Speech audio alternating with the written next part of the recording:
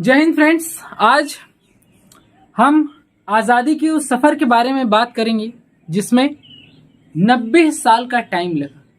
90 वर्ष, ये वो 90 वर्ष थे जिसमें न जाने कितने लोगों ने अपनी जानें गंवाई, न जाने कितने क्रांतिकारियों ने अपने खून बहाए, कितने क्रांतिकारी शहीद हुए। इस देश के लिए न जाने कितने लोगों ने अपना जान जो था, अपने जीवन को न्यौछावर कर दिया। आज आज़ादी के इसी सफ़र को डिटेल में अच्छे से समझेंगे कि कहाँ पर, कब और किसने क्या अपना जो रोल था उसको फरमाया, अदा किया और आज हमारा देश जो है आज़ादी का 77वां साल मनाने जा रहा है। तो आज इसी बारे में समझेंगे। तो चलिए स्टार्ट करते हैं।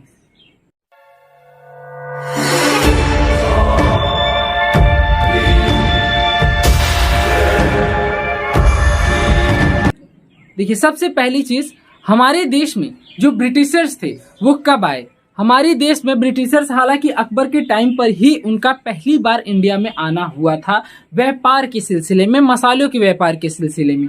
ऐसे धीरे धीरे वो जो कम्युनिकेशन मीन्स जो एक दूसरे से व्यापारी तरीका था वो धीरे धीरे बढ़ता गया और अंग्रेज जो थे वो हमारे देश में शासन का जो प्रावधान था, जो तरीका था, उसे यहाँ पर करने लगे। और कुछ समय बाद भारत के अंदर उन्होंने अपना जो शासन था सन 1757 में उसे स्थापित कर लिया।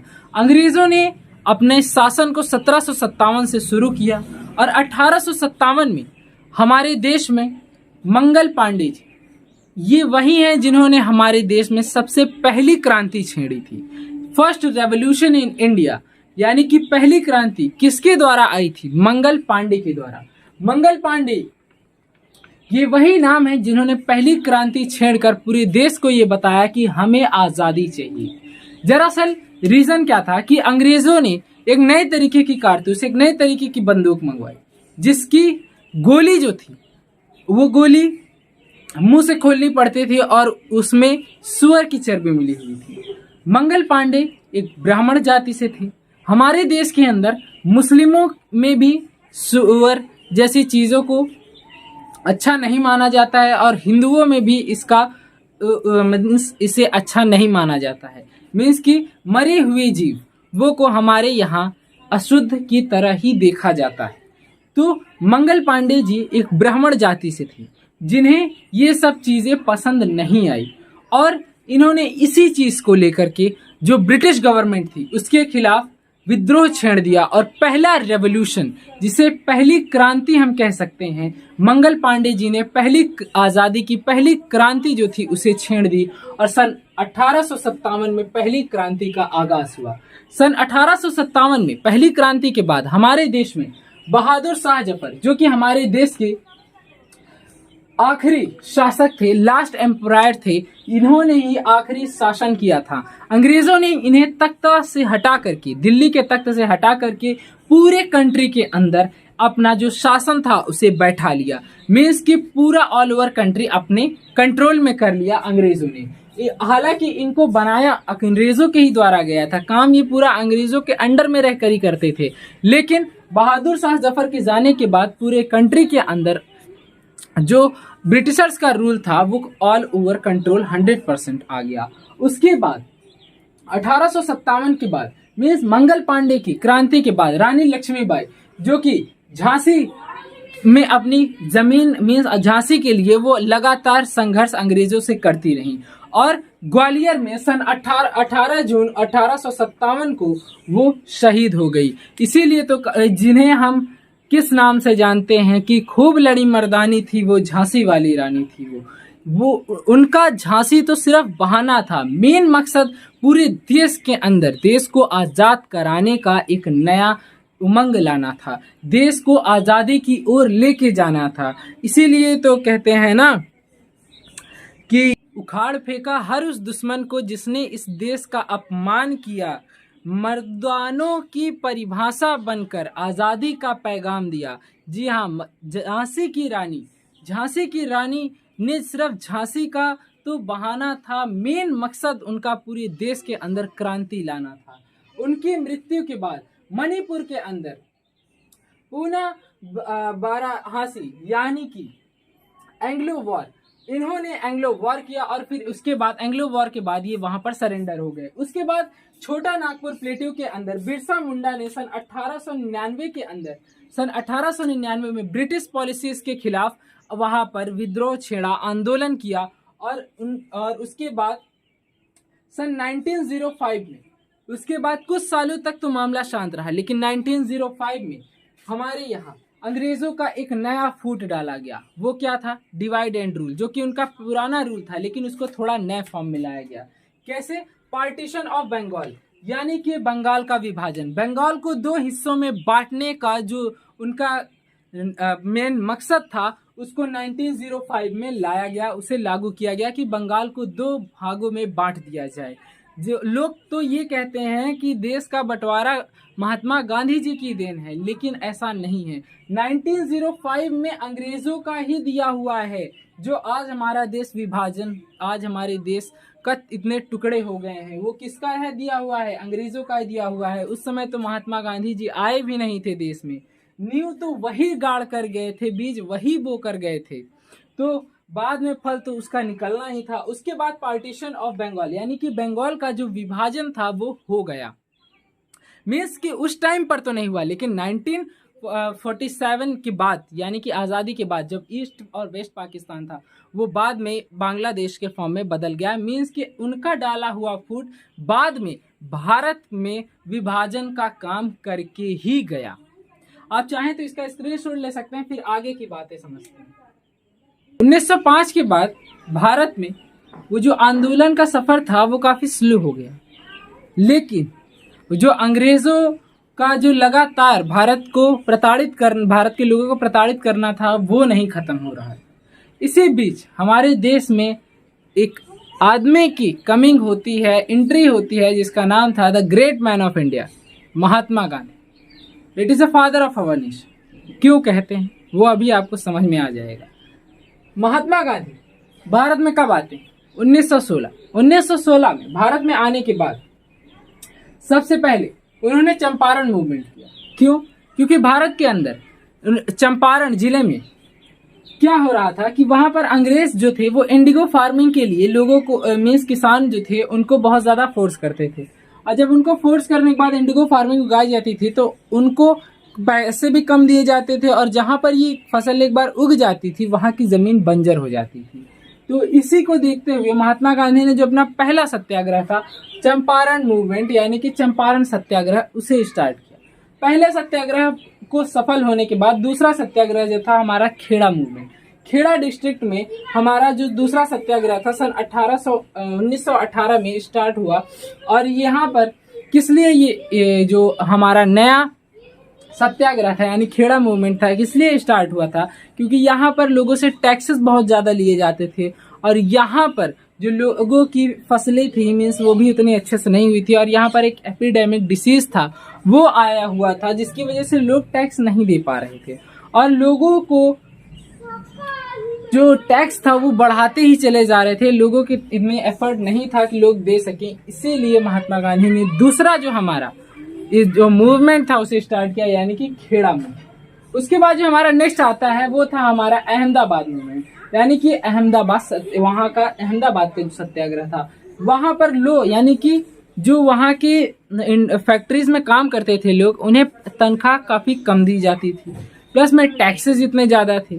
तो जो तीसरा सत्याग्रह था मीन्स अहमदाबाद के अंदर अहमदाबाद मूवमेंट 1918 में इसे लॉन्च किया गया, और ये भी जो महात्मा गांधी द्वारा सत्याग्रह था ये पूर्ण रूप से सफल रहा। लेकिन उसके बाद इन सब चीजों को देखते हुए जो हमारी ब्रिटिश सरकार थी उसने क्या किया कि एक रॉयलेट एक्ट बनाया, और इसके तहत जितने भी लोग रेवोल्यूशन कर रहे थे हमारे देश के अंदर, भगत सिंह, चंद्रशेखर आजाद, सभी क्रांतिकारी जो देश को आजाद कराने की जद्दोजहद थी उसमें लगे हुए थे।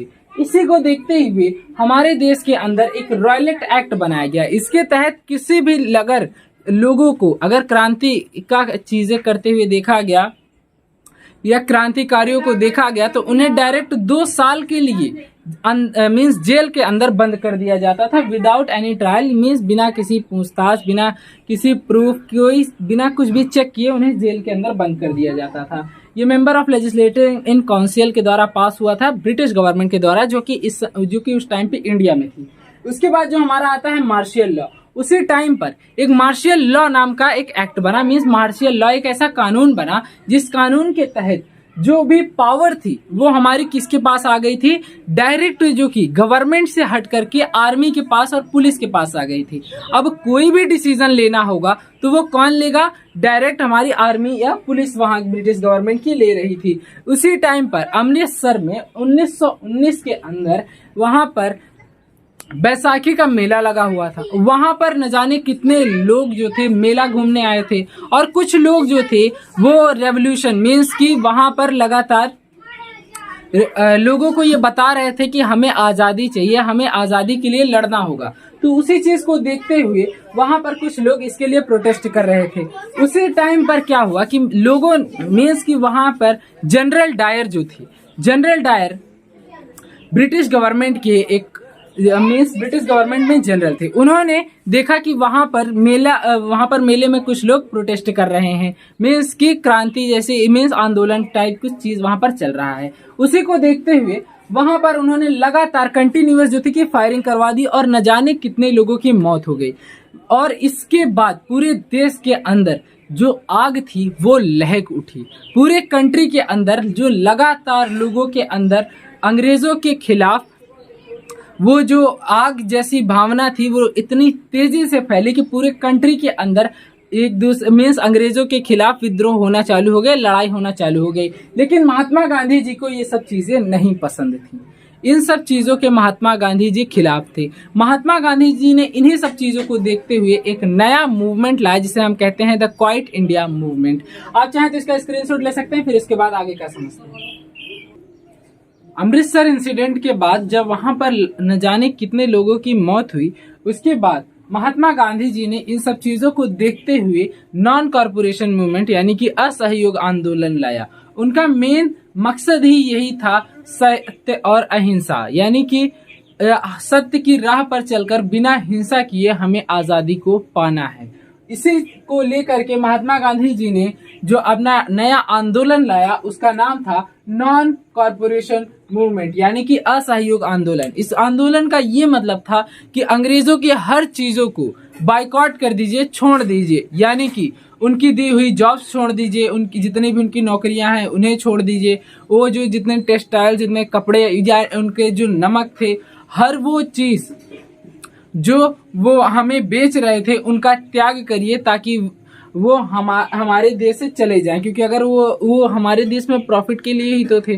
तो उनका मेन मकसद ही यही था कि किसी तरीके से इंडिया को पूरी तरीके से लूटा जाए। तो इसी को देखते हुए महात्मा गांधी जी ने नॉन कॉर्पोरेशन मूवमेंट लाया जिसे हम कहते हैं असहयोग आंदोलन। असहयोग आंदोलन 5 सितंबर 1920 को स्टार्ट हुआ। महात्मा गांधी और आईएनसी यानी कि इंडियन नेशनल कांग्रेस दोनों के साथ में इस मूवमेंट को, इस आंदोलन की शुरुआत की गई।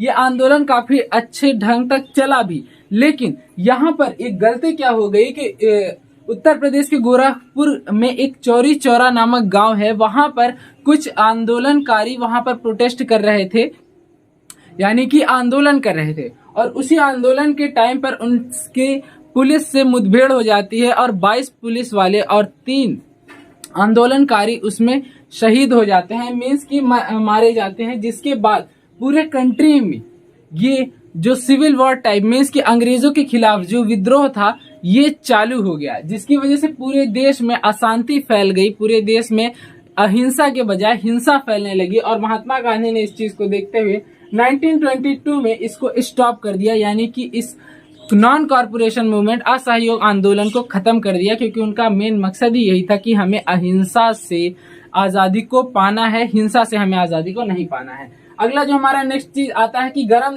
गरम दल वालों ने आंध्र प्रदेश में अलग ही तबाही मचा रखी थी। फिर नेक्स्ट आता है बाबा साहब डॉक्टर BR अम्बेडकर। इधर पूरे देश के लोग एक साथ मिलकर के अंग्रेजों के खिलाफ लड़ रहे थे, उधर बाबा साहेब डॉक्टर BR अम्बेडकर समाज में फैली हुई एक गंदी चीज जिसे हम छुआछूत के नाम से जानते हैं, डिस्क्रिमिनेशन, सस्टेनेबिलिटी, उसको बाबा साहेब डॉक्टर BR अम्बेडकर खत्म करने में लगे हुए थे। उन्होंने सबसे पहला जो अपना सत्याग्रह किया था वो था पानी को लेकर के, क्योंकि जहां पर बड़ी जाति के लोग पानी भरते थे वहां छोटी जाति के लोग पानी नहीं भरते थे, और बाबा साहब ने इस कानून को तोड़ करके समाज से ये जो छोटे बड़े का भेदभाव था उसे खत्म करना वहां से स्टार्ट किया था। तो ये स्टार्ट हुआ था 1927 में। फिर इसके बाद सरदार वल्लभ भाई पटेल ने, एक गांव था जहां पर उन्होंने सबसे पहला अपना सत्याग्रह किया था, वहां पर अंग्रेज आते थे जब टैक्स लेने के लिए, तो वहां के सरदार वल्लभ भाई के कहे जाने पर वहां के किसान उस समय के लिए गायब हो जाते थे, क्योंकि वहां की जो फसलें थी वो खराब हो चुकी थी, और जब फसलें ही नहीं रहेंगी तो टैक्स कहाँ से देगा आदमी। तो टैक्स जब वहां पर देने के लिए कुछ था ही नहीं, तो सरदार वल्लभ भाई पटेल ने यही कहा कि जब अंग्रेज आए तो हट जाओ वहां से, और इसकी वजह से वहां के जो लोग थे उनको जो टैक्स था वो नहीं देना पड़ा था। तो उनका जो पहला आंदोलन मीन्स पहला जो सत्याग्रह था वो सक्सेसफुल रहा था 1928 में। उसके बाद भगत सिंह ने 1929 में बम ब्लास्ट कर दिया। कहां पर? Member of legislative in council, यानी कि जो ब्रिटिश की लेजिस्लेटिव काउंसिल थी वहां पर भगत सिंह ने बम ब्लास्ट किया और पूरे देश के अंदर यह पैगाम दिया कि अब हमें आजाद होने से कोई नहीं रोक सकता है, हमें अब आजादी चाहिए। आप चाहें तो इसका स्क्रीनशॉट ले सकते हैं, फिर इसके बाद आगे की चीजें समझते हैं। अब इसके बाद हमारे देश में 1929 में एक अधिवेशन के दौरान, यानी कि सन 1929 को कांग्रेस के एक अधिवेशन में ये पूर्ण रूप से कह दिया गया कि हमें टोटल इंडिपेंडेंस चाहिए, यानी पूर्ण स्वराज हमें चाहिए, हम अब उनकी गुलामी में नहीं रहेंगे। हमारे देश में 1929 को पहली बार तिरंगा फहराकर ये बता दिया गया कि अब हमें आज़ादी चाहिए तो चाहिए। उसके बाद स्टार्ट हुआ था सिविल डिसोबीडियंस मूवमेंट, जिसे हम हिंदी में कहते हैं सविनय अवज्ञा आंदोलन। इस आंदोलन के तहत जिस तरीके से नॉन कॉर्पोरेशन मूवमेंट में जो अंग्रेजों की चीजें थी उनको त्यागना था, उसी तरह इसमें भी था, लेकिन इसमें एक चेंज था कि अंग्रेजों की चीजों को त्यागने के साथ साथ ही हमें उनके कानून को भी तोड़ना है, हमें उनकी जितनी भी फैसिलिटीज दी गई हैं उनको छोड़ना है, और उनका जो बनाया हुआ कानून है उसे भी तोड़ना है। इसी को तोड़ने के लिए महात्मा गांधी ने स्टार्ट किया द दांडी मार्च, यानी कि नमक के लिए इस आंदोलन को मीन्स इस मार्च को चालू किया गया था। किस लिए? ये जो दांडी मार्च था इसमें साबरमती आश्रम से निकल कर गुजरात की एक दांडी जगह है जहां पर महात्मा गांधी पैदल चले 241 मील 79 वॉलंटियर्स के साथ, और उन्होंने ये जो नमक का कानून था, यानी कि पहले जो हमारे यहाँ नमक आता था वो डायरेक्ट ब्रिटेन से आता था और लोगों को ये अनुमति नहीं थी कि भारत में कोई नमक बनाए, हमें उन ब्रिटिशर्स का ही नमक खरीदना पड़ता था। महात्मा गांधी ने उनका इस नियम को तोड़ते हुए यहाँ पर नमक को बनाया और उस नमक का इस्तेमाल भी किया। ये जो सिविल डिसोबीडियंस मूवमेंट 12 मार्च सन 1930 को शुरू हुआ था।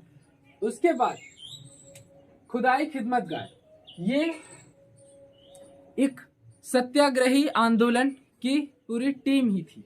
इसमें 50,000 से भी ज्यादा लोग एक जगह प्रोटेस्ट कर रहे थे, आंदोलन कर रहे थे, लेकिन ब्रिटिशर्स ने सन 1930 को उनके ऊपर नॉन स्टॉप फायरिंग चलवा दी।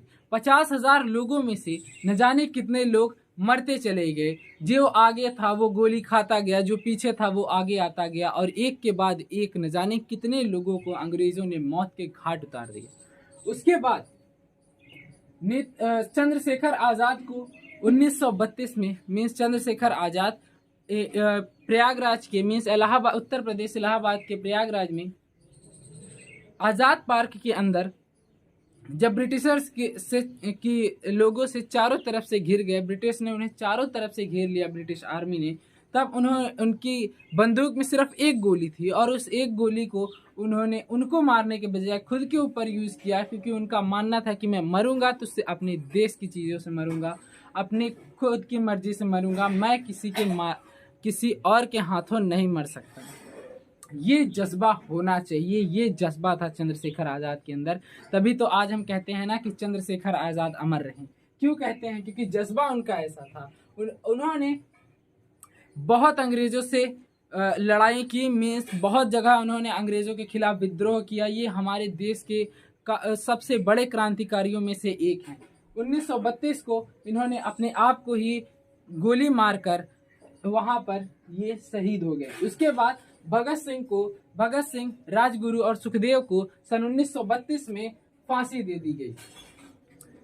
1932 में भगत सिंह और सुखदेव और राजगुरु को फांसी देने के बाद पूरे देश में ये जो आंदोलन था ये बहुत ही तेजी से उमड़ा। उसके बाद सन 1942 में एक मूवमेंट लाया गया जिसका नाम था द क्विट इंडिया मूवमेंट, यानी कि भारत छोड़ो आंदोलन। ये आखिरी मूवमेंट था क्योंकि इस मूवमेंट के तहत डू और डाई यानी करो या मरो, अब यहाँ से किसी के लिए भी वापस लौटना नामुमकिन था। यानी कि अब देश को आज़ाद कराने की जो आखिरी स्टेज था वहाँ पर जो महात्मा गांधी, कांग्रेस के लीडर्स और देश के जो लोग थे वो पहुँच चुके थे। द क्विट इंडिया मूवमेंट काफ़ी तेजी से चला। उसके बाद जितने भी कांग्रेस के बड़े बड़े नेता थे और महात्मा गांधी जी को, पंडित जवाहरलाल नेहरू जी को, ये जितने भी लोग थे इन्हें कांग्रेस ने जेल के अंदर बंद कर दिया। उसके बाद नेताजी सुभाष चंद्र बोस ने INA फॉर्म की, यानी इंडियन नेशनल आर्मी। इन्होंने जर्मनी की सहायता से भारत की खुद की आर्मी बनाई और अंग्रेजों के खिलाफ ये भिड़ गए। और फिर सुभाष चंद्र बोस जी क्या ये जज्बा था कि अंग्रेजों को उन्होंने एक अच्छा खासा, जो कि उनको धूल चटाने का एक गजब का तरीका निकाला जिसको कहते हैं INA यानी इंडियन नेशनल आर्मी। और इसके तहत अंग्रेज जो थे वो पूरी तरीके से बौखला गए और पूरे जो इंडिया में उन्होंने इस बात को मान लिया कि हम अब इंडिया को छोड़ेंगे। सन 1945 में यानी कि 1945 में जितने भी कांग्रेस के लीडर और महात्मा गांधी जो थे उनको रिलीज कर दिया गया, यानी कि उनको छोड़ दिया गया। फाइनली 15 अगस्त 1947 ये वो दिन है जिस दिन हमारा देश आज़ाद हुआ। 15 अगस्त 1947 को भारत पूर्ण रूप से स्वतंत्र हुआ, फुल इंडिपेंडेंस भारत को मिल गई और भारत एक स्वतंत्र देश बना। इस आज़ादी में किसी एक दो का नहीं, हर उस व्यक्ति का सहयोग है जिसने इस देश के लिए कुछ किया है। इस देश के लिए न जाने कितने क्रांतिकारी, न जाने कितने लोगों ने अपनी जानें गंवाई हैं। इसीलिए तो कहते हैं ना, ये देश है वीर जवानों का, मतभेदों का, मस्तानों का, यहाँ सदियों से है रीत चली है, डर के आगे जीत लिखी। तो इस देश को ऐसे ही सोने की चिड़िया नहीं कहा जाता, सिर्फ धन से ही नहीं, हर एक तरीके से ये देश सोने की चिड़िया है। इस देश को के हर नागरिक में देशभक्ति है। तो आई होप ये पूरा स्टोरी ऑफ इंडिपेंडेंस यानी कि स्वतंत्रता की पूरी कहानी आपको समझ में आई होगी। मिलते हैं किसी नेक्स्ट वीडियो में, किसी नेक्स्ट टॉपिक के साथ। तब तक के लिए जय हिंद,